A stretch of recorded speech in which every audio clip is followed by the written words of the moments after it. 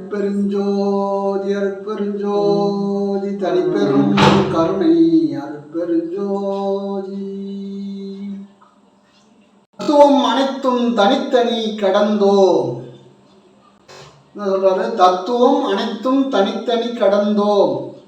தத்துவாதீத மேல்நிலையில் சித்திகள் முழுதும் தெரிந்தவன் அவை மேல் சிவநிலை தெரிந்திடச் சென்றோம். ஒத்த அந்நிலைக்கண் யாமும் எம் உணர்வும் ஒழுங்குற கரைந்து போய் நின்றோம். அத்தகை உணர்ந்தோர் வாழ்த்த நின்று ஓங்கும் அருட்பெருஞ்சோதி என் அரசே அப்படின்றது. இப்போ தத்துவம் அனைத்தும் தத்துவம், இந்த உடம்பு தான் தத்துவம். இந்த உடம்பு 8 ஜான் உடம்பு. ஒரு ஜான் 12 அங்கலம். ஒரு ஜான் 12 அங்கலம். அப்போ 8 12 96. எம் குலம் எம் எனம் என்ப 96 அங்குலம் என்றருள் அருட்பெருஞ்சோதியினர். அப்போ இதில் 96 அங்குலம் தத்துவம், 96 தத்துவங்கள் இந்த உடம்புல இருக்குது. அதுதான் தத்துவம் அனைத்தும் தனித்தனி கடந்தோம். தத்துவாதீத மேல்நிலையில் இதுங்கெல்லாம் தத்துவத்தை கடந்து வந்திருக்கிறோம். 8 ஜான், ஒரு ஜான் 12 அங்கலம், 12 8 96 தத்துவங்களை கடந்து வந்திருக்கிறோம் அப்படின்னு சொல்றாரு. கடந்து வந்த பிறகு சித்திகள் முழுதும் தெரிந்தனோம். சித்தி எல்லாம் இங்க வந்த பிறகுதான் சித்தி எல்லாம் கிடைச்சிது அப்படின்றார். பல சித்திகள்லாம் கிடைச்சிது அப்படின்றார். அவன் மேல் சிவநிலை தெரிந்திட சென்றோம். அதன் பிறகு சிவநிலை தெரிந்திட சென்றோம். இங்க வந்த பிறகுதான் சிவநிலை தெரிஞ்சுக்கிட்டோம் அப்படின்னு சொல்றாரு. ஒத்த அந்நிலைக்கண் யாமும் எம் உணர்வும். ஒத்த அந்த நிலைக்கண் ஒரே இதா இருக்கும். அந்த சிந்தனை தவிர வேற சிந்தனை எதுவும் இருக்கக்கூடாது. அப்படி சிந்தனை செய்யும் போது உடம்பு சூடாகும். சுவாசம் உள்நாக்கு மேல போய் முட்டும். ஒரு சுவாசம் மூலாதாரத்திலிருந்து சுழிமனைக்கு சேரும். அப்போ அந்த நேரத்தில் நம் வயிறு சுத்தமா இருக்கணும். தூய்மையால் எனது தூசலான் நீக்கினல் வாய்மையால் கருணை மழைப்பொழி மையின. அந்த மாதிரி இந்த உடல் தூய்மையாக இருக்க வேண்டும். அப்படி தூய்மையாக இருக்க வேண்டும் சொன்ன காலையில் எழுந்து வாசி யோகம் செய்து மலஜல உபாதிகளை கழித்து அதன் பிறகு கொஞ்சம் நீர் அருந்த வேண்டும். அது வெந்நீராக இருந்தாலும் பரவாயில்லை, இல்லை தண்ணீராக இருந்தாலும் பரவாயில்லை. கொஞ்சம் நீர் அருந்தி அதன் பிறகு நிச்சயிலே அமர வேண்டும். அப்படி அமரும் பொழுது நம் உடலிலே சுத்தமான உஷ்ணம் உண்டாகும். சுத்த உஷ்ணம், அதுதான் அந்த உஷ்ணம் உடம்பு அழியாது. அந்த உஷ்ணம் உண்டாகும் போது வயிற்றுல தண்ணி இருக்கணும். இந்த உடம்புக்கு 3 பங்கு தண்ணி, 1 பங்கு தான் உடம்பு. பூமிக்கு 3 பங்கு தண்ணி, 1 பங்கு தான் பூமி மீதி இருக்கு. அப்போ இந்த அண்டத்தில் இருக்குது, இந்த பிண்டத்தில் இருக்குது. அண்டமும் பிண்டமும் ஒன்று தான். அதனால் அப்படி தவம் செய்யும் போது தண்ணீர் பற்றாக்குறை இருந்தால் கணையம் பாதிக்கும், உஷ்ணம் தாங்காது. கணையம் பாதிக்கும் போது சர்க்கரை நோய், கண் பார்வை பாதிப்பு ஏற்படும். எச்சரிக்கையாக இருக்க வேண்டும்ன்றார். அதாவது பெட்ரோல் இருந்தால் தான் வண்டி ஓடும், பெட்ரோல்லாம் வண்டி ஓடாது இல்லை. அதுபோல் அந்த உடம்புக்கு தகுதியான நீர், போதுமான நீர் இருக்கணும். அதுவும் வெந்நீராக அருந்துங்கள் அப்படின்றார். வெந்நீர் குளிர்ச்சி கொடுக்கும். நம்ம தவம் செய்கிறோம், உடம்பு உஷ்ணமாகுது, அது சுத்த உஷ்ணம் தான். இருந்தாலும் வெந்நீர் சாப்பிட்டு அந்த உஷ்ணம் குறையும். நீங்கள் தவம் செய்வதற்கு முன்னாடி ஒரு 100 மில்லி அளவாவது தண்ணீர் சாப்பிட வேண்டும். மலஜலத்தை அடக்கி தவம் செய்யக்கூடாது. அது உடல் உபாதைகளை உண்டு பண்ணுன்றார். மலாஜலம் தடை செய்யக்கூடாது. காலையில் ஏந்தோமா கொஞ்ச நேரம் இறைவனை உற்று நோக்கி பார்த்தோமா, அதன் பிறகு மலாஜல உபாதைகளை முடித்து உடல் சுத்தம் செய்து பல் துளைக்கி அதன் பிறகு வரணும். அது கொஞ்சம் நீர் அருந்தி விட்டு அமருங்கள் அப்படின்றார். சுமார் 4 மணிலிருந்து 6 மணி வரைக்கும் உட்கார சொல்கிறாங்க. அவ்வளோ முடியாவிட்டாலும் ஒரு 5 மணிலேருந்து 6 மணி வரைக்கும். அது பழகியவர்களுக்கு. பழகாதவங்களுக்கு ஒரு 10 நிமிஷம் தலை போதும். உடம்பை வருத்தி உட்காரக்கூடாது. அதுக்கு மெயினாக வந்து முதுகு தொட்டு நேராக இருக்கணும், வளவே இருக்கக்கூடாது. நேராக இருந்து நீங்கள் காற்றை கவனிச்சாலே குண்டலி மேலே ஏறும். 6 சக்கரங்களும் சரியாக சுழலும், 6 ஆதாரங்களும் வேலை செய்யும். தொப்புள் வழியாக நம்ம தொண்டை வழியாக ஒரு நாடியானது உச்சிக்கு செல்கிறது. அது உள்நாக்கு மேலே போய் அது காற்றை அனுப்பும். அது காற்று அனுப்புறதுக்கு அது ரெடி ஆகிடும். நாம் வந்து உள்நாக்கு மேலே காற்றை ஏற்றுவது போல் பாவனை செய்ய அது ஏறும். அப்போ நுரையீரல் பக்கம் இருந்தும் நமக்கு காற்று வருது, மூக்கு வழியாகவும் காற்று வருது, 2 பக்கமும் காற்று வருது. அதனால இதுக்கு அவசியம் தண்ணீர் தேவை அப்படின்றார். சமைக்கிறாங்கன்னா போதுமான தண்ணி இருக்கணும், இல்லைன்னா வந்து அந்த சாதம் நல்லா இருக்காது. தண்ணி அதிகமாட்டாலும் பரவாயில்ல, சாதம் நல்லா இருக்கும். தண்ணி கம்மியாக இருந்ததுன்னா சாதமே நல்லா இருக்காது, சாப்பிட முடியாது. அதுபோல தான் இந்த உடம்புக்கு போதுமான தண்ணி இருக்கணும். ஏன்னா உஷ்ணம், சுத்த உஷ்ணம் ஏறுது. 10 நிமிஷம் உட்காடுறோம், அரை மணி நேரம் உட்காடுறோம், அது நேரத்தை பொறுத்தது. சிரமம் இல்லாமல் அது மாட்டில் போயிட்டு வந்துருக்கும். சரம் அது மாட்டில் போகும், சரன்னு போகும், சரன்னு வரும். கொஞ்ச நாள் தான் நம்ம கஷ்டமாக இருக்கும். அப்புறம் அது வேலையை அதுவே செய்யும். நம்ம சும்மா இருக்க வேண்டிதான். சும்மா இருந்தால் போதும். சும்மா இரு சொல்லற, சும்மா இரு, எதையும் நினைக்காத அப்படின்ற. அப்போ ஒத்த நிலைக்கண், ஒரே நிலையில ஒத்த நிலைக்கண் யாமும் எம் உணர்வும் ஒழுங்குற கரைந்து நின்றோம்.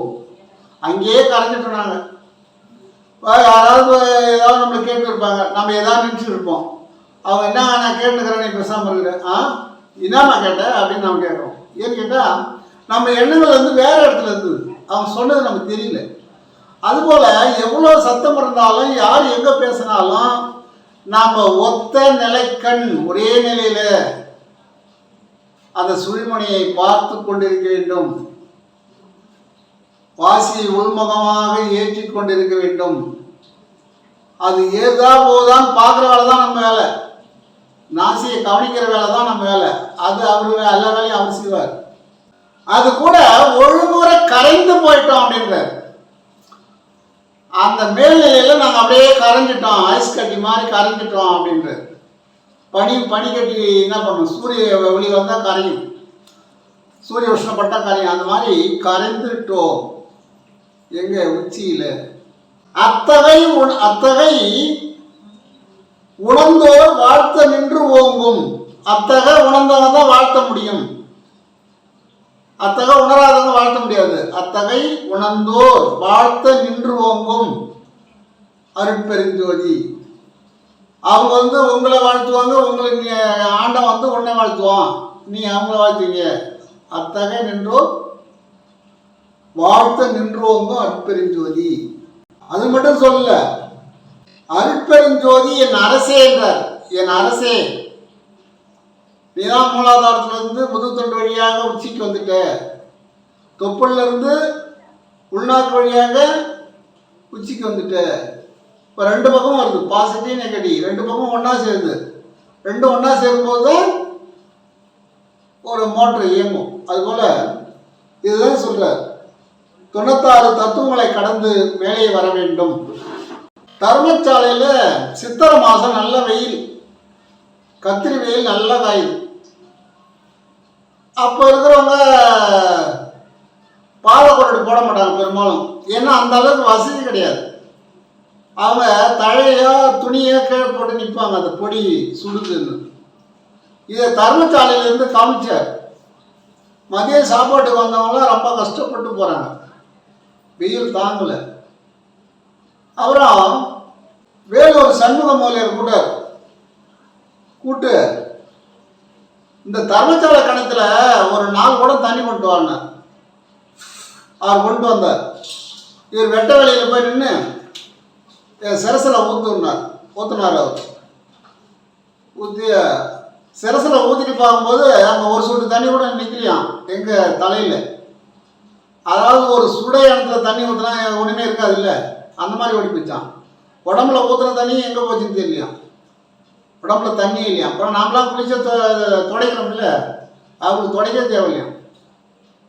அப்படி தண்ணி வந்து நெருப்பு உடம்பு.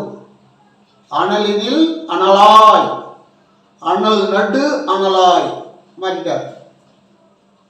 சுத்த உஷ்ணத்தை உண்டு பண்ணினார். 1 மணி நேரத்தில் சரியான மழை பெய்தான். நிலங்களுக்கும் பயிர்களுக்கும் தண்ணி உண்டாகி போச்சு, ஏரி குளங்களுக்கும் தண்ணி உண்டாகி போச்சான். சித்திரை மாதத்தில் பிடிச்ச ஒரே ஒரு 2 மணி நேரத்தில் எல்லா குளங்களும் ஏரிகளும் ரம்பி போச்சான். அந்த அளவு அடிச்சுதான் மழை. ஏன் அப்படி அவருக்கு அடிச்சுது அப்படின்னா, அவரோட பஞ்சபோதமும் வசப்பட்டு இருந்தது. பஞ்சபோதமும் அவர் கையில் இருந்தது. வானிலை காற்றும் காற்றிடை நெருப்பும் ஆனர பொருந்திய அருட்பெருஞ்சோதி. இந்த வானத்தில் காற்று நெருப்பு எல்லாமே இருக்கு. வெடி இருக்கும் போது பார்த்தா காற்று இருக்குது, நீர் இருக்குது, நெருப்பு இருக்குது. அந்த நெருப்பு என்ன பண்ணுது, எடி கீழே வந்தால் மரங்கள்லாம் எரியுது. அப்போ நெருப்பு இருக்குது இல்லை. அதான் வானிலை காற்றும் காற்றிடை நெருப்பும் ஆனார அமைந்த அருட்பெருஞ்சோதி. அங்கே நிலநிறுத்தி வச்சிருக்கிற அண்டத்தில் பூமிக்கு இதெல்லாம் தேவை என்பதனால பஞ்சபூதங்களும் அங்கே நிலநிறுத்தி வச்சிருக்கிற நெருப்பிட நீரும் நீரிட புவியும். இந்த பூமிக்கு நெருப்பு இருக்கணும், நீர் இருக்கணும். நெருப்பிட நீரும் நீரிட புவியும் அறுப்பிட வகுத்த அருட்பெருஞ்சோதி அப்படின்றது. இப்படி நீ வந்து ஒவ்வொன்றும் இந்த மக்களுக்கு, இந்த உயிரினங்களுக்கு சாதகமாக செய்திருக்கிற இறைவா அப்படின்னு சொல்றாரு. நலந்தர உடல் உயிர் நல்லறிவு எனக்கே மலர்ந்திட கருணை மழை பொழி மழையே. அவர் மனசுல என்ன நினைச்சாரு, இந்த உடல் உயிரெல்லாம் நலம் தரணும், இந்த மக்களுக்கெல்லாம் நலம் தரணும். நலந்தர உடல் உயிர், உடல் அந்த உடம்புல உயிர் இருக்குது. நல்லறிவு எனக்கு நல்ல அறிவு கொடுத்துருக்கிற, என் மூலமாக என்னுடைய வசமாக அவர்கள் நலம் அடைய வேண்டும், எமை அடைந்தோர் சுகம் அடைய வேண்டும். அவர்கள் இந்த வெயிலே வாடுகின்ற போது அஞ்சினேன், பயந்தேன், நடுங்கினேன் அப்படின்றார். பிறர் நடும்போதை பார்த்தா இவர் கண்ணீர் விட்டுருவார். அப்படி இரக்கமே வடிவானவர். நலந்தர உடல் உயிர் நல்லறிவு எனக்கு மலர்ந்திட கருணை கருணை மழை கருண மழை மழை பொழி மழையே அப்படின்ற கருணை மழை. வள்ளலாக கருணைப்பட்டு கருணையால் அந்த மழை பெய்யுது. தூய்மையால் எனது துணிசெல்லாம் நீக்கி வாய்மையால் கருணை மழை பொழி மழையே. தூய்மையாக நான் இருந்தேன், நீ சொன்ன பிரகாரம் இருந்தேன். இந்த உடல் சுத்தம் செய்தேன், இந்த காற்றை வசப்படுத்தினேன், நீரை வசப்படுத்தினேன், நெருப்பை வசப்படுத்தினேன். ஆகாயம் அதுவே சரியாயிடும். அதை நம்ம வசப்படுத்துறதால அது எப்பவுமே கரெக்டாக ரெடியாக இருக்கு. மண் நம்மளோட வசப்படணும். ஒரு நாள் விருத்தாசலம் சென்று திருக்கூத்தனை வணங்கினார். திருக்கூத்தன்னா ஈஸ்வரனுக்கு பேர் திருக்கூத்தன் பேர். திருக்கூத்தன்னா தில்லையில ஆடினதுனால திருக்கூத்தன் ஒரு பேர். தில்லையில நடனம் ஆடினாங்கல்ல, அது கூத்து தானே, அதனால திருக்கூத்து. திருக்கூத்தனை வணங்கி சற்று அமர்ந்திருந்தார். ஒருவர் வந்து, ஐயா எங்கள் ஊரில் மழை இல்லை, எங்கள் ஊருக்கு வருகை தாருங்கள் அப்படின்னு கேட்டார். எங்கள் ஊர் காஞ்சி போச்சுங்க, பயிரெலாம் ரொம்ப அழிஞ்சு போச்சு, சற்று வாங்க அப்படின்னு கேட்டால் என்ன பண்ண முடியாது. இறக்கமே வடிவானவராது, எதை கேட்டாலும் இல்லைன்னு சொல்லக்கூடாது, கர்ண மாதிரி. அதற்கு சரி என்று ஒப்புக்கொண்டு அந்த ஊருக்கு சென்றார். சென்று 6 குடம் தண்ணீர் கொண்டு வாருங்கள் என்றார். கிணத்துல போய் 6 குடம் தண்ணி கொண்டு வந்தாங்க. 6 குடத்தை என்னுடைய சிரசில் ஊத்துங்க அப்படின்னார். சிரசில் எல்லாம் ஊத்துனாங்க. ஊத்திட்டு அப்படியே வந்துட்டார். அன்று இரவு சரியான மழை. அன்னைக்கு இரவு ஆறு குளம் எல்லாம் குளம்லாம் ரவி போச்சான். ஆற்றுல தண்ணி போதும், மணிமுத்தாறில் தண்ணி போதும். அந்த அளவுக்கு மழை, போதுமான அளவுக்கு மழை, ஒரு மாதம் 2 மாதம் தாங்குற அளவுக்கு மழை. அப்போ என்னன்னு கேட்டால், நீர் நெருப்பு காற்று அவர் வசமாச்சு, தேவரும் மூவரும் என் வசமாச்சுன்றார். தேவர் மூவர்லாம் இவர் சொன்னால் கேட்குறாங்களாம், சரி பண்ணுறாங்க. திரும்ப கருமொழிக்கு வந்துடுறார். விருத்தாசலத்துலேருந்து அந்த பக்கத்து ஊர்லேருந்து அப்போல்லாம் நடந்தவன் குறுக்கு வழியே வருவாங்க. அவருன்னா அவர் சூட்சம் மாடல் இருக்கார். அவர் நடக்க மாடல் காற்று மாதிரி வந்துட்டே இருப்பார். கூட இருக்கிறவங்க தான் ஓடி வரணும். அப்படி வந்த போது மேட்டுக்குப்பத்தில் வந்து உட்கார்றார். ஒரு வீடு தீ பிடிச்சிச்சு. எல்லாம் ஐயோ அப்பான்னு கத்துறாங்க. ஓடி எரியுது ஓடி எரியுது ஓடி எரியுதுன்னு கத்துறாங்க. பார்த்தா அவருக்கு அஞ்சுறார், நடுங்கிறார். ஐயோ மக்கள் இவ்வளோ பேர் கத்துறாங்களே, என்ன செய்யறது அப்படின்னு சொல்லிட்டு, நெருப்பே எனக்கு நன்மையை செய்வாயாக அப்படின்னு சொல்லி அவர் மேலே இருக்கக்கூடிய ஆடையை எடுத்து அப்படி இப்படி விசர்னாராம். அப்படி இப்படி விசர்னாராம். இங்கே எங்கே உட்காந்த இடத்துல இப்படி விசர்னாராம். நெருப்பே என் வசமாக எங்களுக்கு நன்மை செய்வாயாக, யாருக்கும் தீமை செய்யாதே அப்படின்னு கேட்டுக்கொண்டதை சொன்ன இவர் நினச்சி இங்கிருந்து வீசும்போது நெருப்பு அப்படியே அணிஞ்சு போச்சா, தண்ணி ஊற்றி அணிச்ச மாதிரி. எல்லாரும் ஆச்சரியப்படுறாங்களாம். இல்லை சாமி அங்கேருந்து அப்படியே இந்த மாதிரி சொன்னார், நெருப்பு நாம் தண்ணி ஊற்றினா அப்படியே ஓடி ஓடி எரிஞ்சிட்டு இருந்தது, அங்கேருந்து துணி வீசினாரு நின்று போச்சு அப்படின்னு அன்றைக்கி ஆச்சரியப்பட்டாங்க. ஏன்னா ஒரு சிலர் அங்கே வசவாளர்கள் இருப்பாங்க. அவர் நடந்து போகும்போது வெள்ளை கொண்டு போகுது அப்படின்லாம் சொல்லுவாங்க. மீனை கொண்டு வந்து ரோட்டில் அந்த பாதியில் காய வைப்பாங்க. அவர் போகிற பாதியில் அவர் ஒதுங்கி ஒதுங்கி போவார். ஏன்னா அவங்களுக்கு இருக்கக்கூடிய அறிவு அவ்வளோதான், அற்ப அறிவு. நம்ம என்ன செய்யறது, ஒரு மோட்டர் இருக்குன்னா 1ஆம் ஸ்பெரு அதுக்கு தகுந்த வேலை செய்யும், 2ஆம் ஸ்பெரு அதுக்கு தகுந்த வேலை செய்யும், 10ஆம் ஸ்பெரு அதுக்கு தகுந்த வேலை செய்யும், 20 அதுக்கு தகுந்த வேலை செய்யும், 50 அதுக்கு தகுந்த வேலை செய்யும். அதுபோல் அவங்களுக்கு இருக்கக்கூடிய அறிவு விளக்கம் தான் இப்படிலாம் செய்கிறாங்க அப்படின்னு அவர் அதை பற்றி கவலைப்படுறதில்லை. வள்ளல் பெருமானுக்கு தெரிந்தவர் ஒருவர், தெரிந்தவர்னா அடிக்கடி சபைக்கு தர்மசாலைக்கு வருவார். தர்மசாலை சொற்பொழிவில் கலந்துக்குவார்.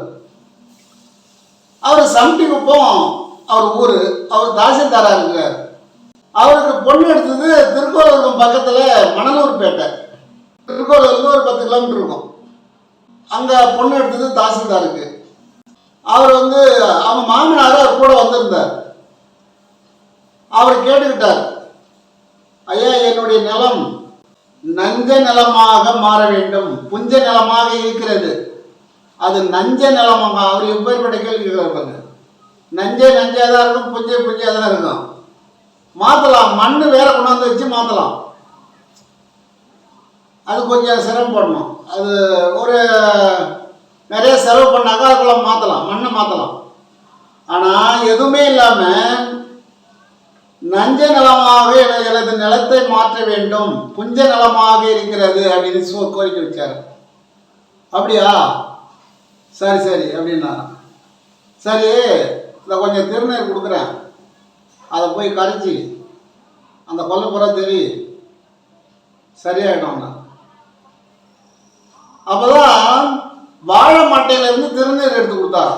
வாழை மட்டையில் எல்லாரும் ஆச்சரியப்பட்டாங்களாம். விபூதி பையில தானே வச்சிருப்பாரு, வாழை மட்டையில் வச்சிருக்காருன்னா.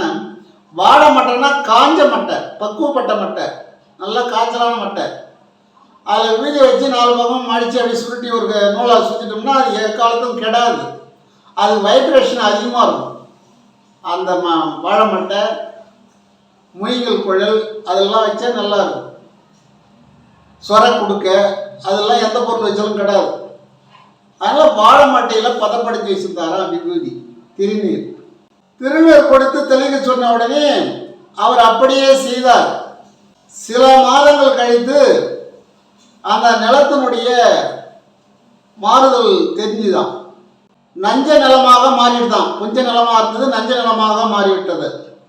அதான் சொல்றார், மண்ணில் 5 வகையும் கலந்து கொண்டு அன்னூரை புரிந்த அற்பெருஞ்சோதி. மண்ணில் 5 வகை இருக்குது. அதில் கலந்துருக்கிற, அதை ஒன்று நான் நினச்சேன், கீழே இருக்கிறது மேலே போயிடுச்சு, மேலே இருக்கிறது கீழே வந்துடுது. மண்ணில் 5 விதை தான் இருக்குது. போக போக ஒரு மாதிரியாக போயிட்டே இருக்கும். மேலே இருக்கிற மண் நல்லா இருக்காது, உள்ளே இருக்கிற மண் நல்லா இருக்கும். அதுக்குள்ளே இருக்கிற மண் நல்லா இருக்காது, நாரும்.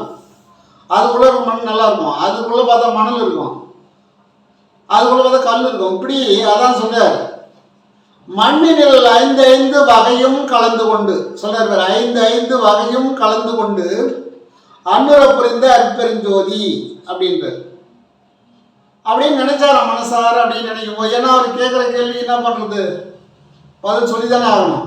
அதனால் மனசார அப்படின்னு நினைச்சாராம். அது படிப்படியாக மாறிவிட்டுதான். மண்ணில் பல சக்திகள் இருக்குது அப்படின்னு சொல்றார். மண்ணியற் சக்திகள், மண் செயற் சக்திகள் அன்னுர வகுத்த அருட்பெருஞ்சோதி அப்படின்றார். இந்த மண்ணில் மண் செயற் சக்திகள், மண்ணை செய்யக்கூடிய சக்தியெல்லாம் இருக்கு. மண் செயற் சக்திகள் ஜோதி அப்படின்ற இவ்வளோ கிளீனாக நீ வந்து இங்கே சத்து எல்லாமே இருக்கு. இந்த பூமியில் பலவித நன்மைகள் இருக்குது. மலையில் பலவித நன்மை இருக்குது, கடலில் பலவித நன்மை இருக்குது. கடலில் சும்மா தண்ணி இல்லை, அதில் பலவித நன்மைகள் இருக்குது. மலையில் பலவித வளங்கள் இருக்குது, பூமியில் பலவித வளங்கள் இருக்குது. அதை நம்ம சரி செய்து நாம் பக்குவப்படுத்த முடியல நம்மளால். வளபெருமான் கூடலூர்ல இருந்து குள்ளஞ்சாடிக்கு வரார். குள்ளஞ்சாடி வரும்போது பொழுது போயிடுச்சு. சரி, இருட்டு வேலையில் இந்த முந்திரி தோப்பு வழியாக எப்படி நடப்பாட்டை மண் பாட்டையில் எப்படி போகிறது அப்படின்னு சொல்லிட்டு அவருக்கு ஒன்றும் பயம் இல்லை. சரியா இப்போ போய் என்ன பண்ண போகிறோம், இங்கே ஏதாவது சத்திரம் கட்டி வச்சுருக்காங்க. அந்த காலத்தில் சத்திரம் எங்கே பார்த்தாலும் ஒரு 8 கிலோமீட்டருக்கு ஒரு சத்திரம் இருக்கும். இது போல் போகிறவங்க வரவங்க தங்குறதுக்கு சத்திரம் கட்டி வச்சாங்க. அந்த குள்ளஞ்சாவடி சத்திரத்தில் தங்கிட்டார். அவர் 3 நாளைக்கு ஒரு முறை கூட சாப்பிடுவார், 10 நாளைக்கு ஒரு முறை கூட சாப்பிடுவார், எப்போ வேணாலும் சாப்பிடுவார், பேசாமல் இருப்பார். அவர் சோற்ற ஆசையே கிடையாது. சோற்ற ஆசை அற்ற தவசி அவர் பேர். சோத்து மேலே ஆசையே கிடையாது. அங்கே தங்கியிருக்கும் போது ஒரு முகமதியர் வந்தார். முகமதியர்னா பாய். அவர் வந்து, ஐயா உங்களுக்கு ஒரு புதிய வெள்ளை துணி கொடுக்கணும்னு நினச்சேன், நீங்கள் இப்படி போகிறீங்க வரையிலே எப்படியாவது உங்களுக்கு ஒரு வெள்ளை ஆடை கொடுக்கலான்னு நினச்சிருந்தேன். இன்றைக்கி இங்கே தங்கிட்டீங்க, பரவாயில்ல, நான் அதை எடுத்துகிட்டு வரேன், அது எதற்கே நீங்கள் அதை அணிஞ்சு கொள்ளுங்கள் அப்படின்னு கேட்குறாரு. சரி பார்த்தார். சரி, அவர் வந்து அன்பாக கேட்குறாரு. வானான்னு சொல்லலாமா? வானான்னு சொன்னால் என்ன சொல்லுவார், ஓ மதத்தை வச்சு வானான்றாரான்னு அப்படி போயிடுவாங்க. இவர்தான் ஜாதியும் மதமும் சமயமும் பொய்யென ஆதியில் உணர்த்திய பெருஞ்சோதி சொல்லியிருக்காருல்ல. இவருக்கு சாதியும் கிடையாது, சமயம் கிடையாது, மதமும் கிடையாது, எதுவும் கிடையாது. அப்போ அந்த நண்பர் வந்து இவருக்கு உதவி செய்யணும்னு நினைக்கிறார். சரி கொடுங்கன்னு சொல்லி வாங்கிட்டார். வாங்கி கட்டிக்கிட்டார். நடு இரவுனா 12 மணிக்கு நடு இரவு. அப்படி ஒரு தூக்கம் இல்லை. அவர் தூங்குறதே வந்து 2 மணி நேரம் தான். அது மெல்லன தூக்கம். ஏன்னா தர்மசாலையில் படுத்திருப்பாரு. யாராவது கருவாமரான்னு கத்திக்கிட்டு அழுதுட்டு ஓடினாலும் உடனே திடுக்கிட்டு எழுந்திருப்பாராம். இப்போ இறைவா அவங்கள காப்பாற்று என்னமோ தெரியல, அந்த உயிர் துடிக்குது அப்படின்னு வரும். அப்போ மெல்லன தூக்கம். ஒரு எலி ஒன்றா கூட அவருக்கு உடனே மிதிச்சு பார்ப்பார். அப்படி இருக்கும்போது திருடன் என்ன பண்ணா, அப்போ துணி பஞ்சம் அந்த காலத்தில். வள்ளுவபெருமான் இருக்கும்போது ஒரு ஆடை தான் வச்சுருந்தாராம் அவர். ஏன்னா நெல்லூர்லாம் ஒன்றும் ரொம்ப ஜோராக இருக்க மாட்டாங்க, ஏன்னா ரொம்ப ஜோதிச்சு தான் இருப்பான். அவர் ஒரு ஆடை கட்டிக்கிட்டு தான் அவர் வெளியே போயிட்டு வருவாரோ, அந்த ஆடையை கொண்டு வந்து அந்த அம்மா கொடுப்பாராம், அவங்க போயிட்டு வருவாங்க வெள்ளை ஆடை. அந்த மாதிரி துணி பஞ்சத்தால் இவர் வெள்ளையாக துணி கட்டிக்கிட்டு ஒரு படுத்துன்னு இருக்கிறத பார்த்தார் ஒரு திருடன். அவர் வந்து நைஸாக பிடிச்சி துணி இழுக்கிறார். இந்த முகமது இந்த பாய் என்ன பண்ணாரு, இரவு நான் உங்க கூட தங்கிடுறேன், ஏன்னா நீங்கள் தனியாக படுத்துருக்கிறீங்க, நான் துணைக்கு படுத்துக்கிறேன் அப்படின்னு சொல்லி அவருக்கு அந்த அளவுக்கு ஒரு பாசம். அவர் கூட படுத்துட்டார். ஆனால் இந்த திருடன் துணியை இழுக்கிறத பார்த்துட்டு இருக்கார் இந்த பாய். வளபெருமானும் தெரியுது, திருடன் வந்து துணி இழுக்கிறான்னு தெரியுது. இந்த பக்கம் கீழே இருக்கிற துணி வரத்துக்காக இவர் இப்படி பிறண்டு இதை தூங்குற மாதிரி பாவனை பண்ணுறார். இந்த துணியை எடுத்துகிட்டு போட்டோம் அப்படின்னு. அப்புறம் அந்த துணியை அவர் எடுத்துட்டான், திருடன் கையில் எடுத்துட்டான். இதை பாய் பார்த்துட்டே இருந்தார். டப்புன்னு பிடிச்சிட்டார். பிடிச்சி சாமியை பாருங்க அவங்க துணியை எடுத்துட்டான் அப்படின்னு. சரி சரி பொறுங்க அப்படின்னாரான் இவர். ஏன் சாமின்னு கேட்டார். இல்லை பாவம் ஏழை, துணி இல்லை, அவன் என்ன பண்ணுவான், வந்து கஷ்டப்படுறான், அவன் வந்து எடுத்துகிட்டு போனான், அவன் நல்லா இருந்தப்பறான், விட்டுருங்க அப்படின்ட்டான். சரின்னு விட்டாரான். அவன் துணியை கொடுக்குறான். நானும் வேணாம்பா, துணி மேலே ஆசைப்பட்டுட்டேன், துணி இல்லை உனக்கு, எடுத்துகிட்டு போ, இனி இந்த வேலையில் ஈடுபடாத, உழைச்சி சம்பாதி அப்படின்ட்டு சொல்லி அனுப்பிச்சிட்டார், அறிவுரை சொல்லி. அதன் பிறகு அவர் என்ன பண்ணாரா, அந்த பாய் விடியற்கால ஒரு அப்போல்லாம் கூடலூர் தான் போகணும். கூடலூர் போய் சாமி இங்கே இருங்கன்னு சொல்லிட்டு கூடலூர் போயிட்டு திரும்ப ஒரு வெள்ளாடை கொண்டாந்து கொடுத்தாராம் அவருக்கு. எந்த அளவுக்கு அவங்க ஒரு நட்பு இருந்திருக்குது பாருங்க. இப்போ கூட செய்தித்தாளில் பார்த்தேன், சில ஊரில் பாய்ங்க வந்து நம்ம இந்துக்கள் கோயிலில் கொண்டாந்து வரிசை கொடுக்குறாங்க. கடலூர் மாவட்டம் பண்ருட்டியில் கூட அந்த ரயில்வே கேட்டு திரௌபதி அம்மன் கோயிலுக்கு வருஷம் வரிசை கொடுப்பாங்க பாய்ங்க. அப்படிலாம் இங்கெல்லாம் ஒற்றுமை இருக்குது. அந்த காலத்துலேருந்து இந்த ஒற்றுமை இருக்குது.